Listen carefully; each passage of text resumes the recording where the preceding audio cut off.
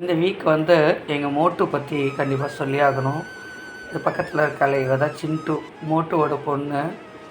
Last time வந்து ஒரு 5 குட்டி போட்டா. இது என்னென்னா, எதிர் வீட்டில் தான் இந்த மோட்டு இருப்பாள் எப்போவுமே. அவங்க வீட்டில் வந்து பொண்ணு பார்த்திங்கன்னா எங்கள் வீட்டுக்கு வருவா போவா. என்னாச்சு, 2-3 டைம் அவள் குட்டி போட்டப்போ எல்லா குட்டியும் கொண்டு போய் வெளியே போய் விட்டுட்டு வந்துட்டாங்க அந்த ஓனர். அதுலேருந்து என்ன பண்ண ஆரம்பிச்சா, அவங்க வீட்டுக்கே போகிறதே விட்டுட்டா. எங்கள் வீட்டிலே வந்து ஸ்டே பண்ணிட்டா. இப்போ வந்து மறுபடியும் ப்ரெக்னெண்ட்டாக இருக்கா. எங்கே தன்னோட குட்டியை வந்து அங்கே போட்டாக்கா கொண்டு போய் விட்டுருவாங்களோன்னு எங்கள் வீட்டிலே இருக்க ஆரம்பிச்சிட்டா. இருந்தாலும் வந்து பார்த்திங்கன்னா பாருங்கள், எப்படி ஒரு ஆழ்ந்த தூக்கம், கை எல்லாம் தூக்கிக்கிட்டு அப்படியே மல்லாந்து ஒரு ஆனந்த தூக்கத்தை போட்டுட்ருக்கா. ரொம்ப வந்து புத்திசாலி, அறிவாளி. எங்கள் வீட்டில் நாங்கள் இந்த வீட்டுக்கு வந்த புதுசில் ஒரு ரக்ஷிதா அப்படின்னு ஒரு நாய் வச்சுருந்தோம். அவ்வளோ ஒரு அறிவாளி அது. அதே போல் தான் இந்த மோட்டும், அவ்வளோ ஒரு அறிவு. அவள் இப்போ ப்ரெக்னெண்ட்டாக இருக்கிறதுனால கரெக்டாக காலையில் பால், அதுக்கடுத்து தோசை இதை போட்டு நான் ஸ்கூல் கிளம்பிடுவேன். ஈவினிங் வந்தோடனே ஒரு தோசை, பால், இது மாதிரி தான் அவளோட இது. என்னென்னா, காரம்லாம் சாப்பிட மாட்டாள். காரக்குழம்போ இல்லை மீன் குழம்பு அது போல் ஊற்றுனா. இந்த சின்ட்டுக்கு பாருங்கள், இது எல்லாம் கேடி, எல்லாத்தையும் சாப்பிடும்.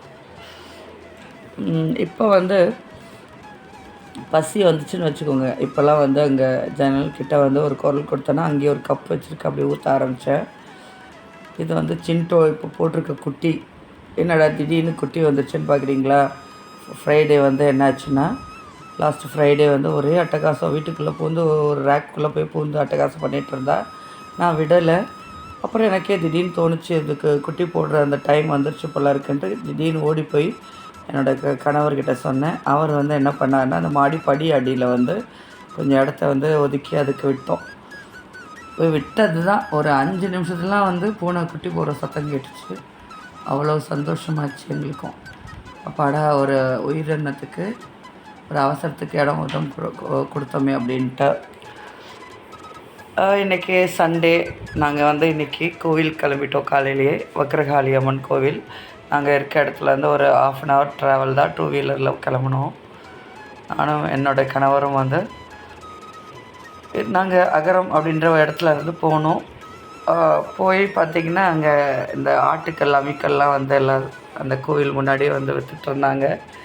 ஸோ அதோடய விலைலாம் கேட்டால் ஒரு கிரைண்டரே வாங்கிடலாம் போல இருக்குது, அந்த விலை சொன்னாங்க. அதன் பிறகு வந்து கோவிலுக்குள்ளே போய்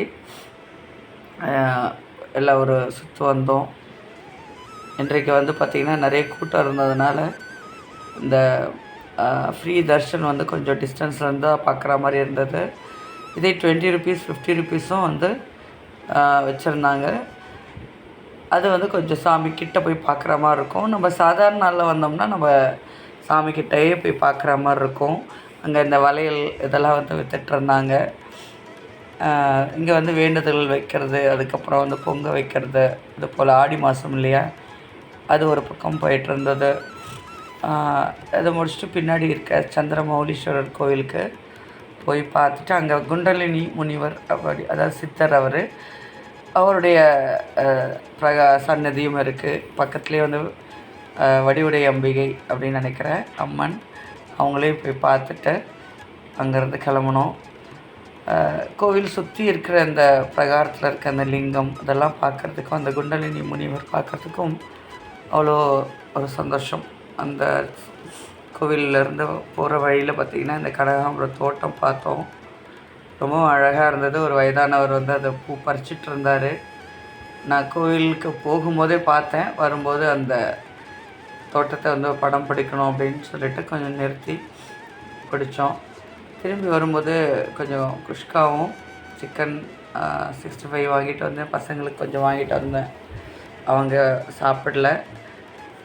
ஒரே ஒரு கை மட்டும் எடுத்துக்கிட்டு மோட்டுக்கும் சில்ட்டுக்கும் கொடுத்துட்டாங்க.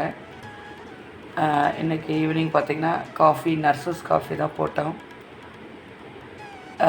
அதுக்கப்புறம் நைட் டின்னர் பார்த்திங்கன்னா எறா தொக்கு, நீர் சுதும்பு, மாங்காய் போட்டு ஒரு அதாவது மீன் குழம்பு வச்சு நைட்டு நாங்கள் சாப்பிட்டோம். அப்படி தான் எங்கள் சண்டே இன்றைக்கி போச்சு.